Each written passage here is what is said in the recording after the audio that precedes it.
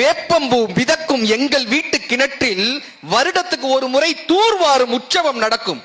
அப்பா ஆழ்கிணற்றுக்குள் இறங்க இறங்க அதிசயங்கள் மேலே வரும். குச்சி, கரண்டி, ராட்டினம், வேலைக்காரி திருடியதாய் நினைத்த வெள்ளி டம்ளர். அப்பா ஆழ்கிணற்றில் இறங்க அதிசயங்கள் மேலே வரும். சேருடா சேரு என்று அம்மா அரட்டுவாள். இருந்தாலும் சந்தோஷம் கலைக்க யாருக்கு மனம் வரும்?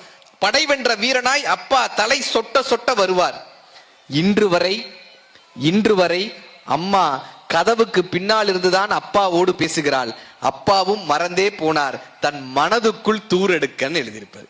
கிணத்துக்குள்ள தூர் எடுக்க தெரிஞ்ச அப்பாவுக்கு சார் சமீபத்துல சே கார்த்திகான்னு ஒரு கவிஞர் அவங்க எழுதியிருந்தாங்க. போன்சாய் மரங்களுக்கு நீர் வார்ப்பவள்னு ஒரு கவிதை அதுல எழுதியிருந்தாங்க. அப்படியே வரிகள் ஒரு வரி. பாட்டி விறகடுப்பில் எரித்தாள். என் பாட்டி விறகடுப்பில் எரித்தாள். என் அம்மா மண்ணெண்ணை அடுப்பில் எரித்தாள். நான் எரிவாயு உருளை சிலிண்டர்ல நான் எரிவாயு உருளையில் இருக்கிறேன். என் மகள் மின்னணு அடுப்பில் எரிப்பாள். அடுப்புகள் மட்டும்தான் மாறிக்கொண்டிருக்கிறதே தவிர சமையலறை எங்களுக்கு மாறவே இல்லைன்னு எழுதியிருந்தாங்க. எவ்வளவு பெரிய அந்த வலியை, அவர்களுடைய வலியை இந்த வரிகளால் மட்டும்தான்